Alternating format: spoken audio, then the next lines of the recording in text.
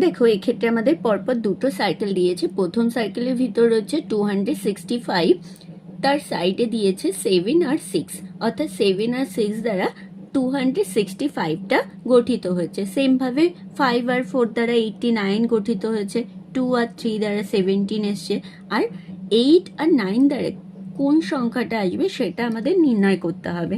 তো এক্ষেত্রে দেখো আমরা যদি 5 ইন্টু 4 করি তাহলে কত আসছে 20, কিন্তু আমাদের এখানে আছে কত 89, তো 20-র সাথে আমরা কিছু গুণ করলে কিন্তু 89 আসবে না।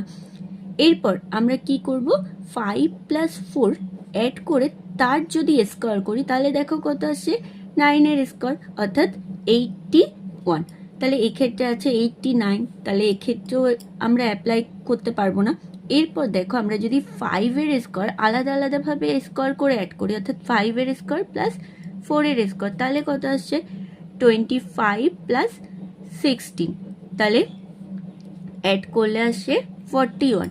ফলে এই প্রসেসও আমরা অ্যাপ্লাই করতে পারবো না। এরপর দেখো আমরা এই 5-এর স্কোয়ার প্লাস যদি 4-এর কিউব করি তাহলে কত আসছে 5 5 25 প্লাস 4-এর কিউব করলে আসে 64। অ্যাড করে দাও, তাহলে 5 আর 4 অ্যাড করলে 9, 6 আর 2 8, অর্থাৎ 89 চলে আসে। সেম প্রসেস আমরা দেখব এই ক্ষেত্রে আসছে কিনা, এই 2 আর 3 দ্বারা 17 আসছে কিনা। তাহলে দেখো আমরা এখানে বড় যে নাম্বারটা ছিল তার স্কোয়ার করেছি, ছোট যে নাম্বারটা ছিল তার কিউব করেছি। তাহলে এখানে বড় কোনটা 3, তাহলে 3-এর স্কোয়ার প্লাস 2-এর কিউব করব, তাহলে 3-এর স্কোয়ার করলে কত 9 প্লাস 2-এর কিউব করলে 8, অ্যাড করে দাও, দেখো 17 চলে এসছে।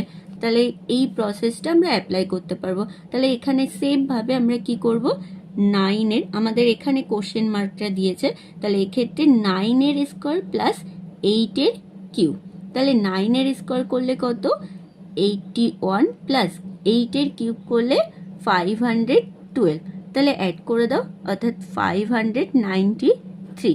তাহলে দেখো অপশান ডিতে কিন্তু 593 রয়েছে, তাহলে অ্যান্সার হয়ে যাবে অপশান ডি।